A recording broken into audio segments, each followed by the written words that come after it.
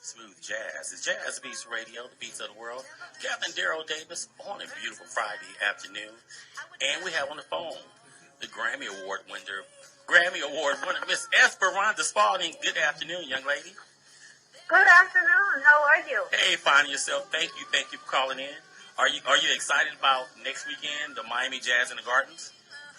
Of course. I'm in rainy, kind of cold Oregon right now, so I'm ready for some sun and sand and warm air. Hey, we're in Atlanta, so it's actually sunny. It rained cats and dogs early this morning, but it's like 75 degrees outdoors right now. But I'll take it. And I'm originally from Los Angeles. I'm a Los Angeles guy, so I love Los Angeles, and I actually like Portland as well. So let's get started here. I'm sorry about the rain, but next weekend we're going to have a good time partying in Miami because you're on Sunday night, correct? I think so. She's on Sunday night. She's with Snooki Norfolk. I'm going to defer to you. You're going to be with Andra Day, Common, LL Cool J, The Root. That's going to be one heck of a show. I will be there. That's going to be one heck of a show. So it's going to be great. Woo. So yeah, I'm really excited about it. Now, for everybody who don't really know who you are, I mean, they should know. I mean, you've been everywhere from the White House, played with Prince. Give me a little bit of your background. Well, I am a vocalist. I'm a composer. I'm a poet. I play bass, acoustic and electric. Wow. And my music ranges from small ensemble improvised instrumental music to more singer-songwriter compositions to fully staged, almost musical theater performance. But what I'm bringing to y'all is a more quiet iteration of my music. So I'm bringing a trio, and we're performing songs from jazz vernacular, songs from my record, my discography, and it's going to center really just around my voice and my bass and that conversational quality that's so unique to jazz and improvised music. And, I love jazz, and we've been playing Emily's D Plus Evolution. I love it. Actually, I really love it. I'm telling you, we've been playing it for the last hour. I'm telling you that. We're going to play it for the next hour. We've been playing it for the last hour. Emily D Plus Evolution. You guys have to pick it up. Have to. Thank you. We're not playing that music. I'm sorry. You don't know. I understand that.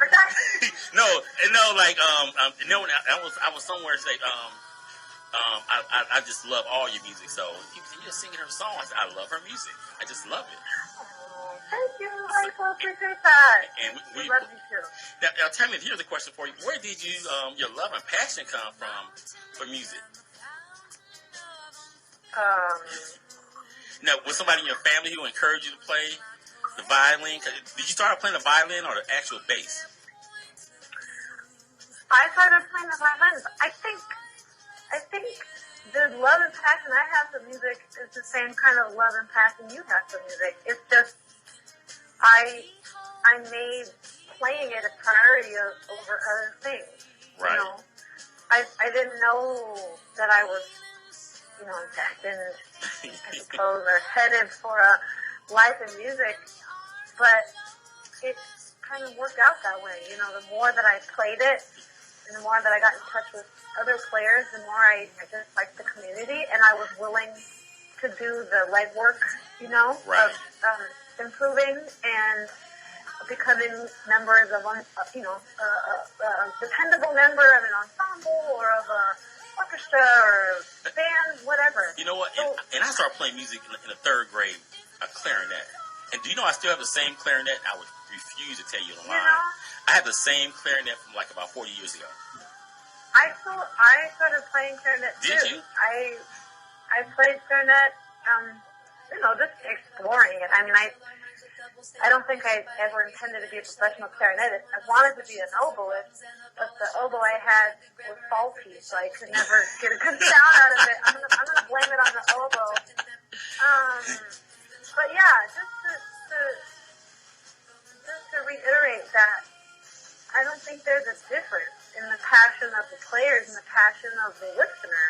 I mean, both people are equally relevant to the advancement of music. Like, it's not worth doing all of this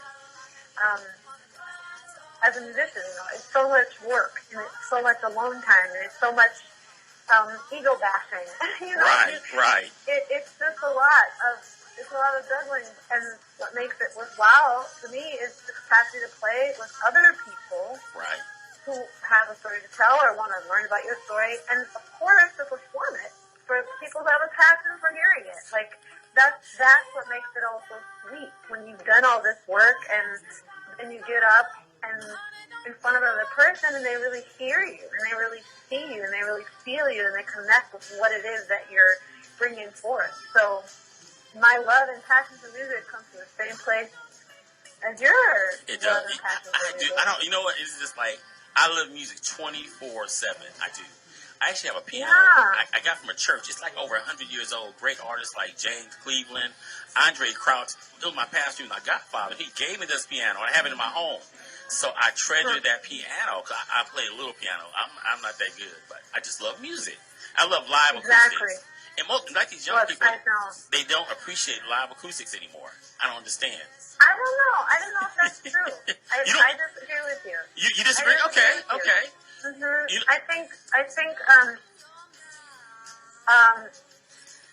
all human beings are hardwired to enjoy live sound with other people. I think it's some. I mean, I should do more research on this. This is an unscientific assessment, but I'm like piecing together fragments that I remember reading or hearing about throughout my life. And I think that's something that all human cultures have in common. People get together and they exchange sounds with each other. So just because those sounds may be digitized or they were made in the studio by a producer, I don't think that the value of experiencing music live is lost on quote-unquote the younger generation. It's just coming through in a different iteration. I mean, organized sound is music. Music is organized sound. And when I go to a club, I never go because I'm such a little homebody, but whenever I do with a friend, like, what I feel is this visceral enthusiasm to be in a place experiencing sound with other people. So for some young people, that sound comes from acoustic instruments. For some young people, it comes from an amp. For some people, it comes from a computer. But ultimately, it's the expression of human creativity that attracts us to a performance. So I don't think there's a hierarchy in value to the different modes that expression of human creativity is shared. I really appreciate that. Music is organized sound. And I'm going to use that so people listening today, they have a chance to win a CD and a T-shirt. It's the top first 10 people are going to call in later on. If they remember this, music is organized sound. Wow, I really do appreciate that. That's good. Now, where would you like to find yourself in 10 years from now? I know you're still young. Have you thought about that? I'm going to be young in 10 years. Hey, that's me. That is me. Yeah. I'll just be 42 or 43. Oh, God, yeah. You have a long way to go at 42. Even at 42, you're still young. I tell people nowadays, 50 is young. My mom is 80. That's young. To me, that's young. I feel the same. I just make less of dumb mistakes that I used to repeatedly make 15 years ago, but I feel the same. Right. My mom's 69, and she says she feels the same too as when she was 19. So where do I see myself in 10 years? I don't have a very concrete vision, but I know I'll be involved in interdisciplinary work. Right now, I'm writing a libretto to an opera, and I'm currently making a new album that will live in an interdisciplinary way. It's really performance-based, So I foresee, at least in my musical life, a lot more of those kinds of projects and collaborations. And I really like to write and compose in that way and perform in that way. Also, I identify as a social reformer or activist or whatever, organizer, whatever other word you want to use that describes, serving my community at large and being a part of co-developing structures, social structures that really take care of everybody. Right. So that doesn't necessarily mean breaking down something or rebuilding something wholly new, but rather I'm really committed to and curious about learning how my life can intersect with movements around the country and around the world that are developing methods of us working together and living together to take care of each other. I mean, particularly as an American, I urgently feel that that's a priority for my life. So I hope in 10 years I'll know a lot more than I know now, and I will have been a part of some groups of people, communities of people, networks of people who have been able to make a positive impact on the well-being of humans on this earth and the planet, of course, overall, because we don't have another home. So that's where I hope to see myself. Hey, that's deep. One last question for you. I know you have to go. Who were you or would you be nervous to meet? Had there anybody you've been nervous to meet? Yeah, I feel nervous to meet everybody. Are you serious? It's not special. Yeah, I'm shy. I'm a shy person. I have a good facade of being gregarious, but on the inside, I'm really nervous, and I feel really insecure whenever I meet new people. So I sort of worked up this friendly and very animated persona to protect me from how nervous I feel when I meet people. So it doesn't feel that different, honestly, to meet my friend's boyfriend as it does to meet the president, as it does to meet one of my musical heroes, because I'm always just kind of shy and nervous in general. I want the people I like to like me, and I want strangers to like me. So it's always kind of like hey, what's going to happen? And actually, I feel like meeting people who are known, they are more used to strangers being nervous with them, so they tend to be more gracious and kind of create an environment of comfort so that people who meet them don't feel nervous. Right. So actually, it's usually easier and more kind of smooth when I interact with famous people than when I interact with just somebody that we're both trying to figure out where we stand, to the other person. That sounds pretty cool. I like that. You know what? I was like, I was like so nervous when you called in. I said, oh my God, what am I going to say?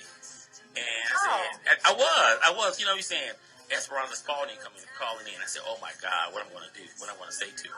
I'm just somebody just like everybody. But I love you. I like that. I love music, and I just, hey, I appreciate you calling in. I'm not going to hold you on. Next Sunday night, Esperanza Spalding performing live Jazz in the Gardens, Miami. I'll be looking for you. I'll be there, and I'll be coming to meet you backstage. Esperanza Spalding, thank you so much for calling in. My pleasure. Thank you so much. You have a great day. Thank you. You too. Okay. All right. Bye-bye. Bye. Esperanza Spalding, everybody, on Jazz Beats Radio.